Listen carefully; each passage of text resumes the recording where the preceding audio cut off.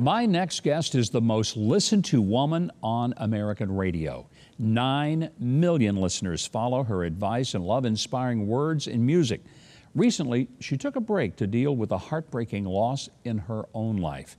That story and much more is in her brand new book, One Heart at a Time. Please welcome our special guest, Delilah. Thank you for joining us and delighted to have you. Thank you for giving me this opportunity to share some holiday love. First of all, to be the most listened to woman in all of radio has to be an extraordinary honor, but also a great responsibility, knowing that many people are listening to your every word and paying attention to it and maybe following your advice. Well, hopefully I'm giving sound advice or sound wisdom. I noticed when I listened to old tapes, Mike, from back in the day, when I was a little bit younger and thought I knew everything, now I just bury my face in my hands and go, I can't believe I said that. Because as you mature, your worldview changes and your perspective changes, and so hopefully my advice is a little more seasoned with wisdom today. One of the things, Delilah, I love about your book, One Heart at a Time, is the honesty, the candor. I'm so grateful that for the people who listen to you, you give them a story of reality and how that faith is not an escape from challenges, it's the power to get through them. How important is it, do you think, that message needs to get to people who think that if they just love God enough, they won't have any problems and everything will come up roses? Well, you're delusional if you believe that. And God's Word promises us that we will have trials and tribulations. He said, in this world, you're going to have troubles. You're going to, not maybe. It's not a, well, you might. He says, in this world, you're going to have trials, but rejoice because He's already overcome them. If we don't go through those challenges, we're not going to be refined. We're not going to become pure gold. We're going to be filled with the dross. There's a story in the book about a homeless woman that had a big impact on your life. I want you to share that story because I think it's very, very powerful. Well, I have a woman in my life named Donna. We called her back in those days our fairy god Donna, because I was struggling. I was living paycheck to paycheck. So she had offered to take my family and I on a business trip. She had to go and work and do the business trip, but she said, you're welcome to stay in the hotel. It's already paid for. I'm paying for it.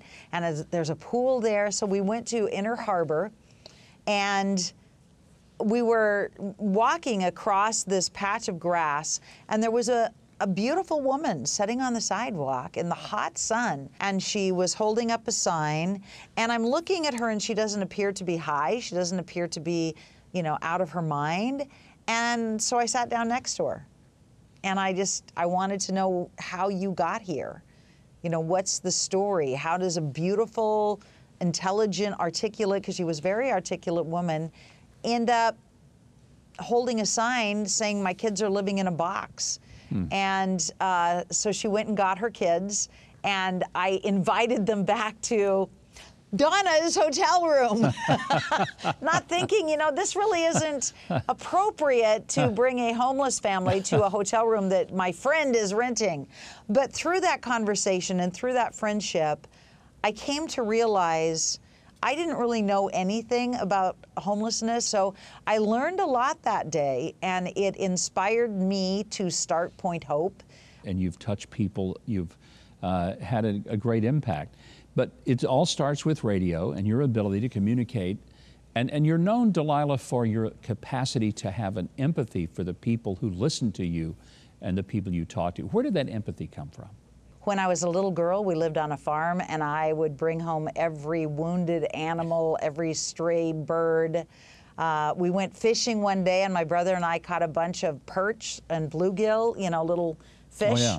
And my brother was catching them so that Mom could fry them up and eat them. And I'm trying to keep them alive in the bucket so I could take them home and turn them into pets. Huh.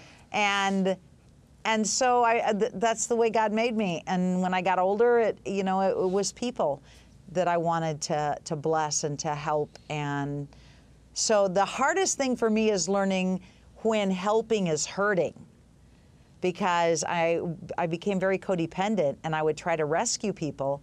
And you can't fix. You can give information and wisdom and services and be a hand up. You need to be a helping hand out of a mess, not a hand out that only perpetuates the mess. Well, you certainly have been all of that and much more. And I thank you so much for being here. Let me just say to our audience, Delilah's new book called One Heart at a Time is available everywhere.